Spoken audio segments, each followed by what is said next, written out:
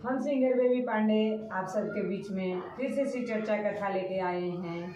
और शिव गुरु के चरणों में प्रणाम, पार्वती माता की चरणों में प्रणाम, हरेंद्र भैया नीलम दीदी की चरणों में प्रणाम, सभी देवी देवताओं के चरणों में प्रणाम, माता पिता के चरणों में प्रणाम, सास ससुर के चरणों में प्रणाम। हमारा प्रणाम का स्वीकार करो, हे देव स्वीकार करो। आपने 3 सूत्र दिया, हमने तीनों को पालन किया। पहले में दया मांगना, दूसरे में चर्चा करना, तीसरे में 108 बार नमः शिवाय के जाप करना। हर हर महादेव। आइए आप सबके बीच में एक सुंदर सा शिव चर्चा कथा लेके आए हैं। आप सब कथा सुनिए और कथा पूरा सुनिए, क्योंकि पूरा कथा सुनिएगा तभी किसी गुरु भाई बहना को सुनाइएगा और उनको ज्ञान होगा और आपको भी ज्ञान होगा। जो भी गुरु भाई बहना सुनते हैं वो पूरा कथा सुन के और आगे शिव चर्चा में जहाँ जाते आते हैं वहाँ इस कहानी कथे को जरूर सुनाएं, क्योंकि आगे वाले गुरु भाई बहना को भी ज्ञान हो। आइए भोलेनाथ का कहानी सुना रहे हैं और उनके लीला अपरंपार है। उनके महिमा को कोई नहीं जान सकता है और उनके आगे जो भी वरदान मांगिए सोच समझ के वरदान मांगिए। कुछ ऐसा नहीं वरदान मांग लिए जैसे इस कथा में बुढ़िया ने वरदान मांग लिए। आइए आप सबको कथा सुनाते हैं।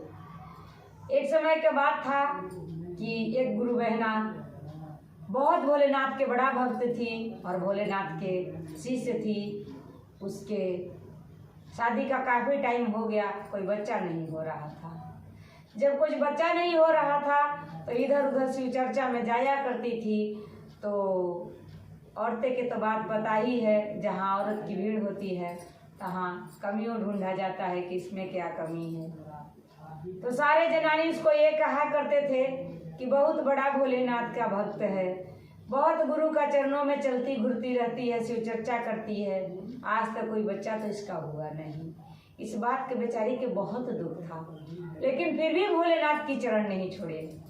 अगर भोलेनाथ का चरण नहीं छोड़िएगा, भगवान का चरण नहीं छोड़िएगा तो उनका कृपा आप पर एक दिन जरूर होगा।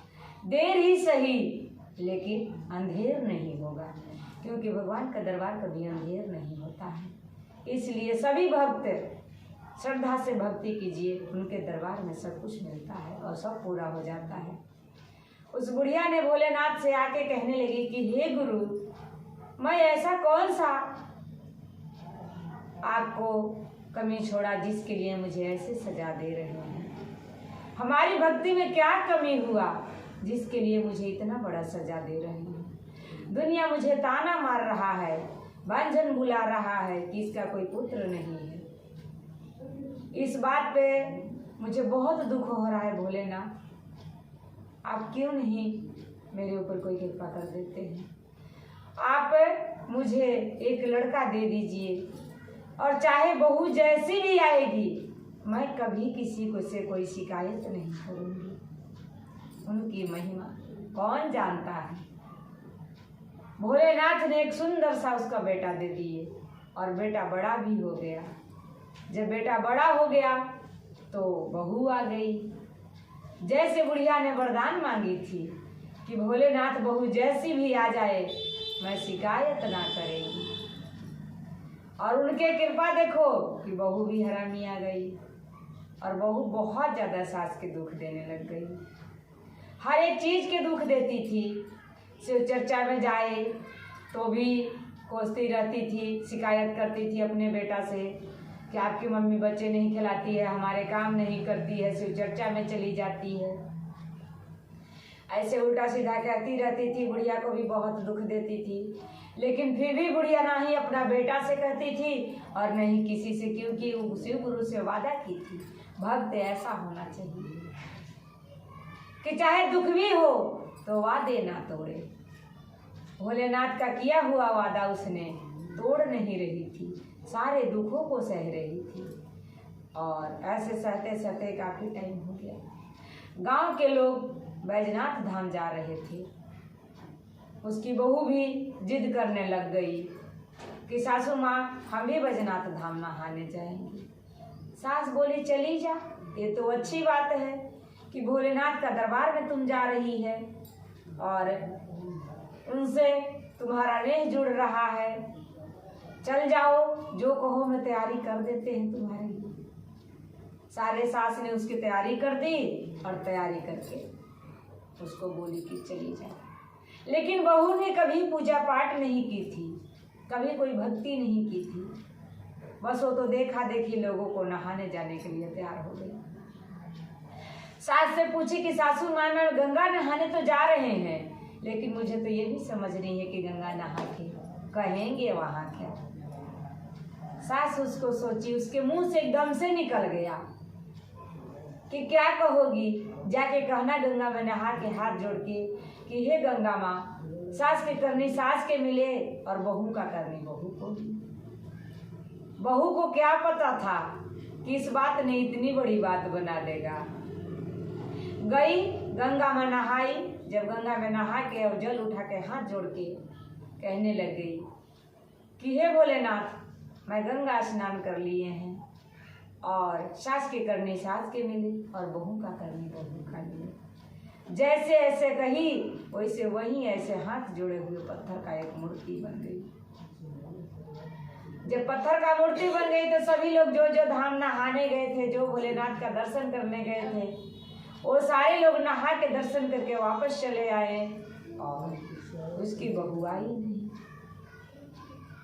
जब नहीं आई तो उसका लड़का पूछने लगा कि मम्मी, सारा गांव तो चले आए लेकिन मेरी घरवाली तो आई नहीं।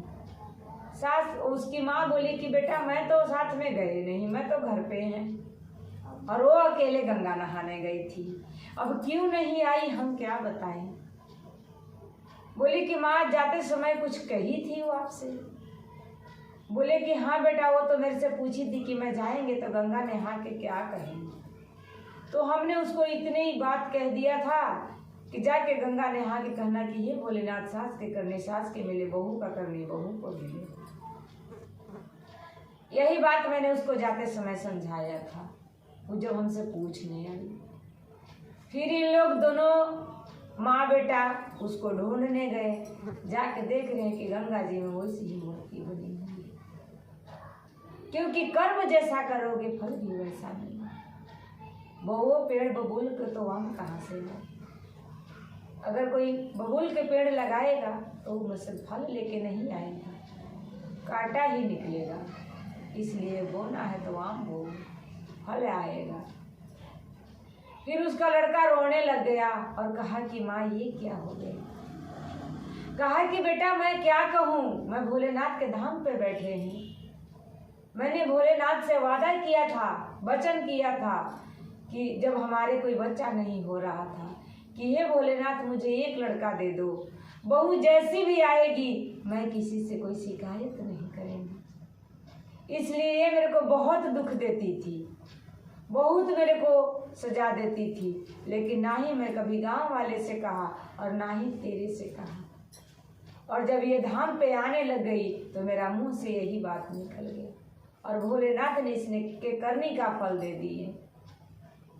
इतने में वो बुढ़िया फिर भोलेनाथ से विनती करने लगी कि हे भोलेनाथ, हमने जो वचन किया था उसको तोड़ दिया है, इसलिए हमें क्षमा करना और मेरी बहू लौटा दो।